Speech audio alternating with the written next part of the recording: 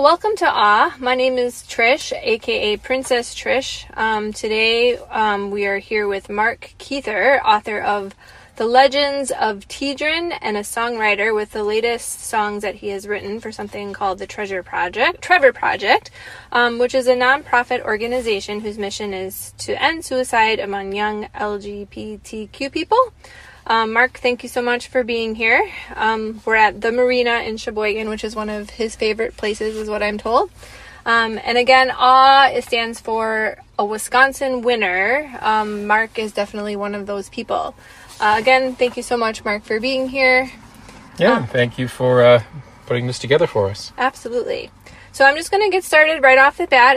If you could tell me where you were born, where you grew up, some of the things that you did when you were younger, interests, family life, etc. Well, I grew up here in this area. Grew up specifically in Manitowoc County, just a little north, but certainly on Lake Michigan.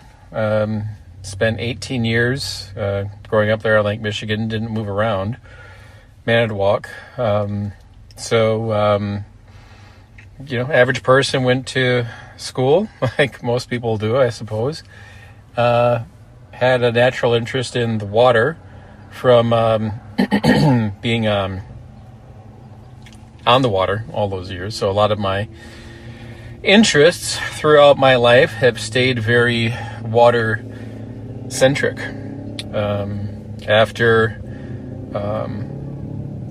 After high school, went to St. Norbert College, also attended UW-Madison, and did a couple of rounds of the Disney College program, which is where we met. And these days, I live here in Sheboygan, and very happy to be here, especially now in the summer. As we look around here at the marina, it's quite nice outside. Yeah, definitely, for sure. Blue skies today, which is really great. I didn't know the temperature, though. I would say probably, 70s? Oh, yeah, maybe 70 degrees, 65. Something like possibly. That, for sure. So a couple things, just like before we divulge into your projects and some of your talents. I'm just going to learn a little bit about you when you were younger, and then some of your more like in your 20s, 30s. So as far as jobs, what was one of the first jobs that you'd say that you ever had? The very first job I ever had was working at Perkins, washing dishes in Manitowoc. So I just followed along basically with what one of my other friends was doing. And so I spent a couple of summers there and a school year even washing dishes. And just recently I was at a graduation party for my friend I worked with back then. His son just graduated, and was reminding me that, or pointed out to me that that his son also started at Perkins, doing the same job we did when we were there, but left rather quickly to go work at AutoZone so he could interact more with his friends, which I thought was a brilliant idea. I wish I would have thought of, considering a lot more interesting stuff to look at in the auto parts store than there is in the back of a kitchen. So Gotcha. I'm surprised I didn't think of that back then, but there you go. Yeah, and then I know, we met on the college program down at Disney, but where did you go to college after high school? And tell us a little bit about your time there and some of the good memories and highlights and experiences from there. So I had two colleges. First one was in De Pere at St. Norbert College, and I started there. Was there for 2 years. I didn't really feel I was getting everything I wanted, I guess personal life, social life, out of it, although it was a good school. So I wanted to broaden my horizons. My sister was going to UW-Madison, and I felt like just bigger school, more to do. I was missing out on stuff. So in 2003, transferred to UW-Madison, and enjoyed that quite a bit. Started there in summer. It's my only summer semester in 2003, so that was kind of cool too. Mm-hmm. Studying film, some music, communication, and was there in the fall. And that's also when I did a interview with the Disney College program. and was successful with that. And soon after, in the middle of college, I moved again. After 2 semesters at Madison, moved to Orlando to be in the Walt Disney World College program.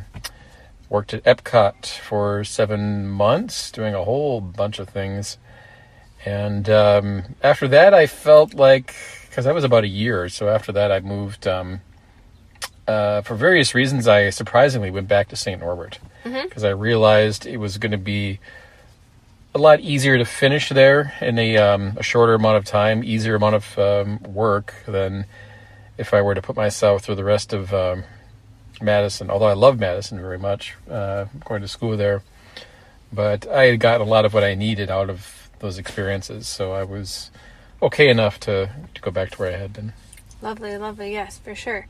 And I was going to say, what were some of the reasons that you ended up... So you lived other places too. Like, where else have you lived? And then what brought you back to Wisconsin and the cheese state permanently? So after college, I went back to Florida again to do more Disney work. I did 2 6-month advanced internships then. Left there and came back at that point because I had been down there off and on for the better part of 3 or 4 years, and again, I felt like I had gotten what I needed out of that and needed to move on and do something else. Took a while to find that, honestly, but so came back to Wisconsin because of those reasons. So that was like 2007. Did a few different jobs, lived in, ended up eventually down in Black Earth and Spring Green, which is down by the House on the Rock, some very nice places in Wisconsin.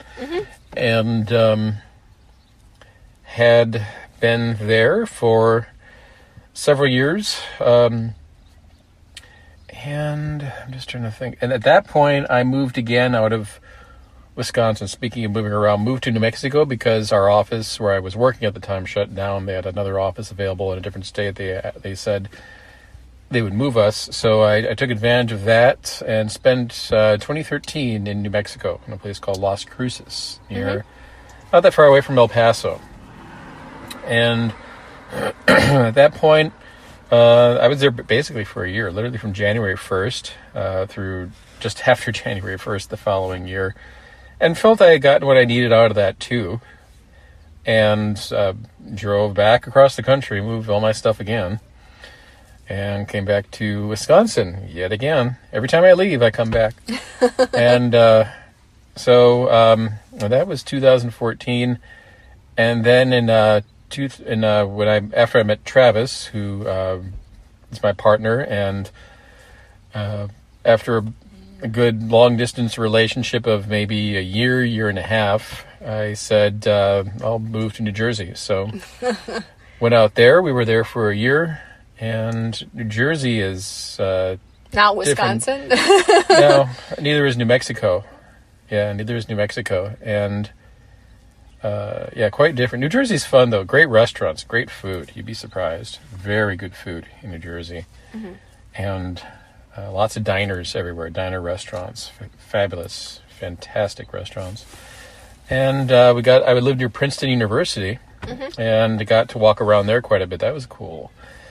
And but then Travis wanted to move here to Wisconsin, or was Travis was looking for jobs here for all sorts of reasons, but we ended up here. He had actually looked at a bunch of other companies, even looking at a job in New York at the World Trade Center, but turned it down to come out here again.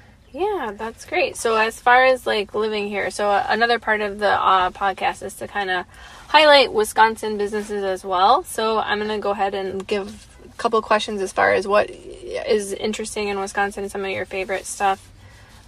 So a couple things.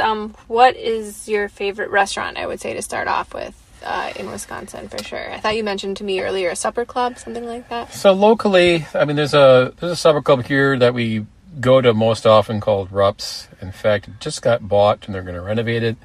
and maybe do a little expansion. But it's been around, I believe, since 1979. Mm-hmm. And I was there once as a kid, and came back. And when we moved here, we started going there a lot, and that was just kind of stuck. So that's been a very good restaurant. Supper clubs are nice places to go to. For sure, absolutely. And then as far as like for like ice cream or coffee, something like that, what would you be an advocate for? I know there was one you had mentioned that. Well, there's so many of those, but Wilson's and Ephraim certainly comes to mind in Door County as being a premier place to get ice cream, especially in the summertime. So that certainly sticks in my mind. Yeah, wonderful place to go. And I know this is going to kind of be out of the blue, but do you have a favorite like store, like almost like a Wisconsin type store, like for just like knickknacks or like treasures or something like that you can think of off the top of your head? Well, going back to Door County again, my partner Travis really likes Christmas. Mm-hmm. So a couple of things come to mind there. Around, I think it's called Carlsville Mm-hmm. in Door County, there's a place called, there's a Christmas store that's open all year long. And Travis really likes Christmas, so we go there every time we're up there and get something, and that's a very fun place to go. There's also, we like wine. Door County Winery is right there too, very near there. Mm-hmm. And we pick up some bottle of wine, often cherry wine, apple flavor, cranberry, things like that. And we enjoy that very much too. That's awesome. And then I was going to say, being Wisconsin, what is your favorite season in Wisconsin and why? Just what we have now, summertime. How can you not? It's beautiful today. Everything is green, warm, no snow, no cold, freezing temperatures that you have to bundle up in.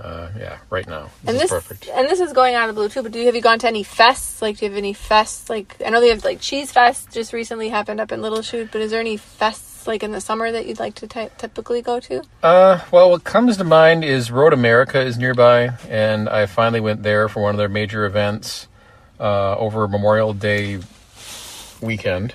Mm-hmm. And that was wonderful. Very exciting. Lots to walk around and see there. Very big place. If you haven't been there, check it out for one of the major events that they have for races, cars, motorcycles, etc. Gotcha. Yeah, that sounds great. And I mean, this is the time of year to do all that stuff, that's for sure, which is another reason why I can see why you like summer the best.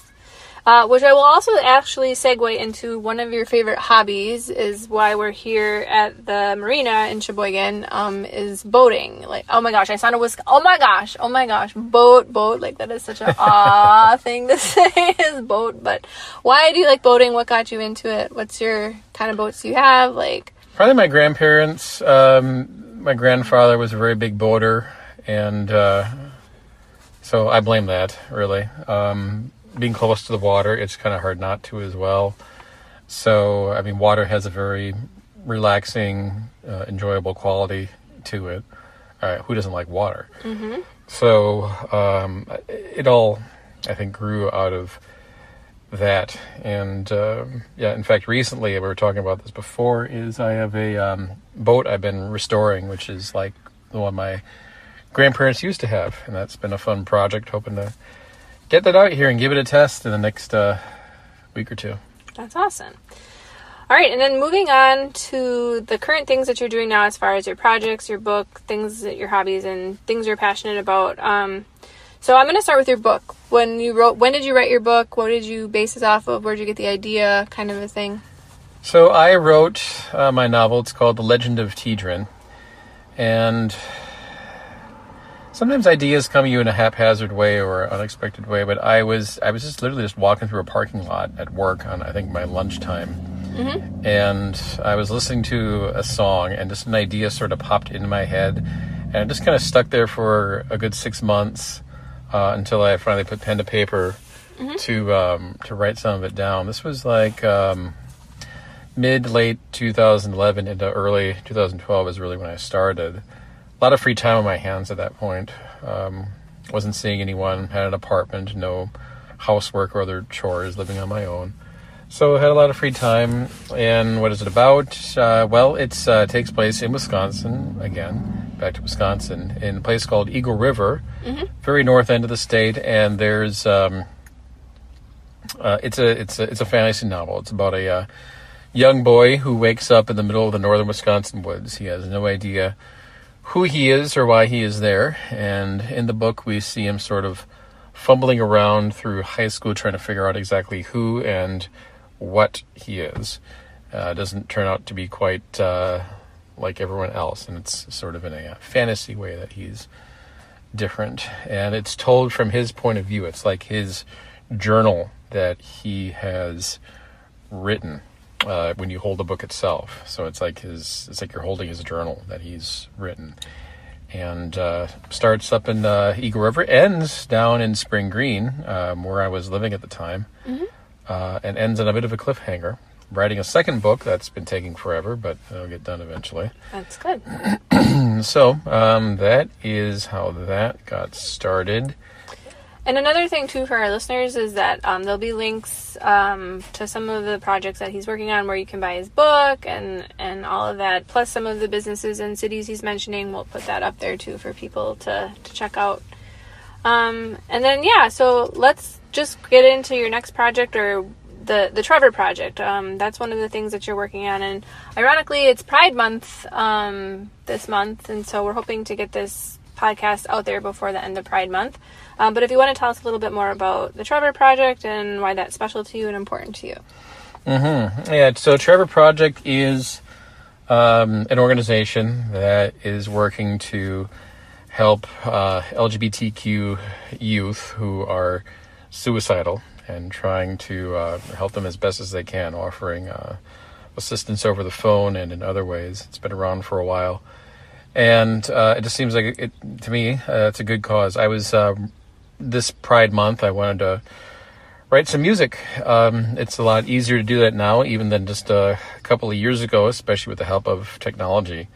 And there's some topics that I've always wanted to explore with the music that I've been writing, and they fit very well with what the Trevor Project is doing, and that's why I'm sort of tying that together in sort of a fundraiser way on Facebook to raise money for the Trevor Project, and honestly to hopefully establish some music for myself.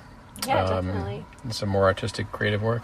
And at the end of the podcast, we're gonna close out with one of his favorite songs, and we'll tell you which one it is at the end. But before we do any of that, I just want to give kind of a tribute to your father. I know your father recently passed. And so, I just want to have a little bit, a good memory you had with him, since tomorrow's Father's Day, to kind of tribute to him, because without him, you wouldn't be here. So, what would you say? Yeah, so, 2 years ago, my last Father's Day with him, we went up to Door County with my boat last time. Took him on my boat last time I went with him to Door County. And we went out in Sturgeon Bay and went past his parents' old house. And it just so happened that the current owners of the house were outside. My dad yells out to them from the boat, "Hey, this used to be my parents' house." Aww. And had a chance to go in there.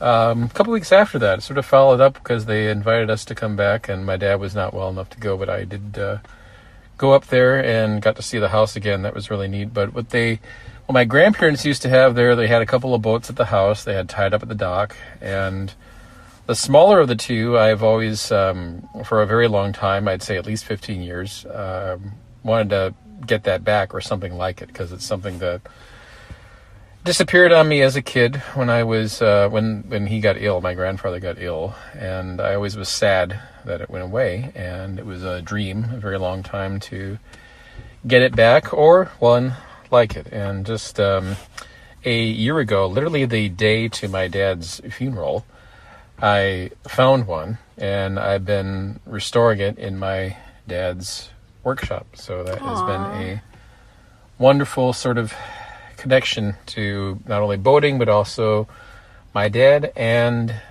my grandfather. That's awesome. So that has been a wonderful, wonderful experience, honest to God. That's awesome. Awesome. I have to say it. Awesome. Yeah, exactly. A Wisconsin winner. They both were Wisconsin winners for sure, because I would agree. I mean, yeah. So anyway, so a couple more questions. What is your favorite quote, would you say? We mentioned a couple before we started. Where you asked about advice, and then you had quotes, and I think I threw a Disney one out there. If you can dream it, you can do it. That's a classic. From Horizons at Epcot. I think it was on the wall when you would walk in there. If we can dream it, we can do it. And then as far as your goals and aspirations for the future, what would you like to see in the future with your projects and your book? Like, is there anything specific that you can... Yeah, I mean, a lot of my energy is going into working on that boat right now. The music that we've been talking about, certainly this month. Would like to publish a whole album. I'm sure that's going to happen. Yeah. Of that kind of music, get that out there. And then to ask you, the song that we'll hear at the end is one of your favorite ones, but you said it was generated by AI, right? So yeah, some of the tools, there's a lot of tools out there now that can be used to help create music. You have to tell it what to do, so you can have as little or as much involvement with it as you want. But if you want to have something that is very good, well, they're all going to be very good, but if you want to have something that's well polished, you got to spend a certain amount of time with it, both with lyrics, both with the music.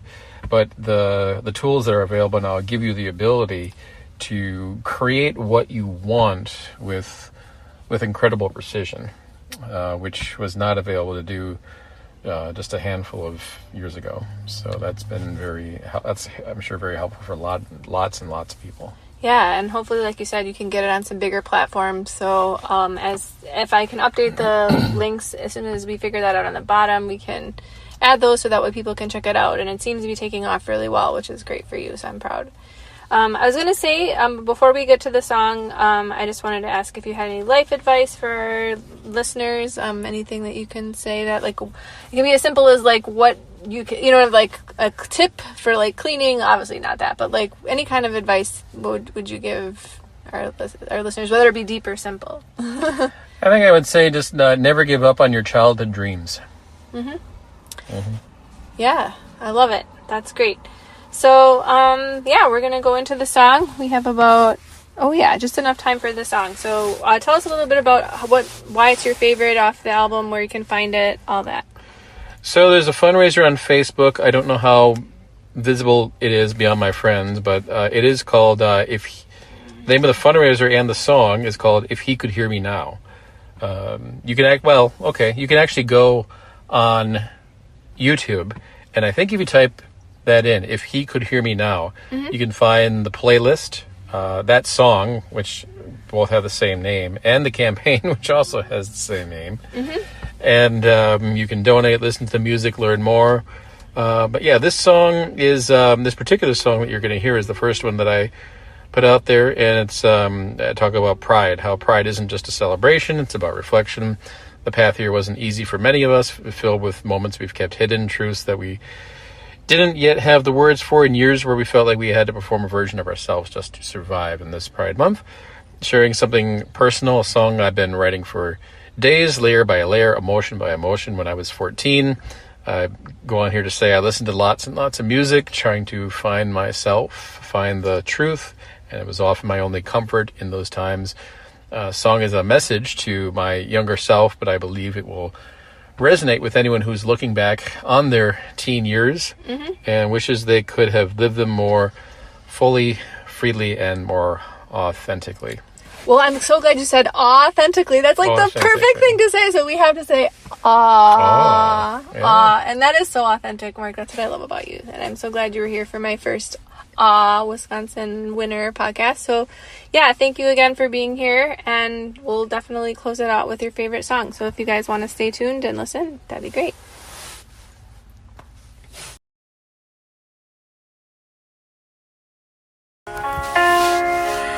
He cried into his pillow many nights, face turned so no one would hear.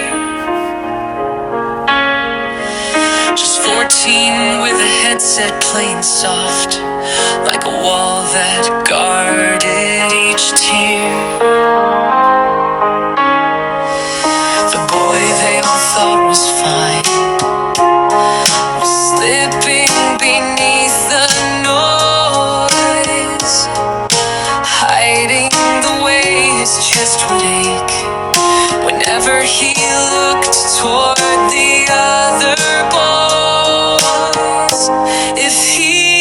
hear me now, I'd tell him he's not wrong, that wanting them was never shame, and softness can be strong. I'd press my voice into the music where he tried to disappear. If he could hear me now, I'd say, I see you, and I'm here.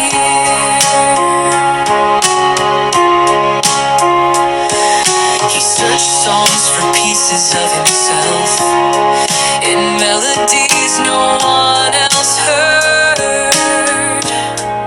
He clung to lyrics like lifelines, each one a secret, each one a word. He didn't have the language yet, just a hollow in his skin. But in every aching chorus, he dreamed of letting someone in. If he could hear me now, I'd tell him he survives, that love won't always be a bruise, that hope is still alive. I'd speak between the verses where he drowned and wouldn't sleep. If he could hear me now, I'd hold his heart so that he could be. You weren't wrong to feel it, you weren't weak to cry, that wasn't failure in your chest, it was the need to fly. If he could hear me now, I'd wrap him in the sound of every song that held him up when the world pushed him down.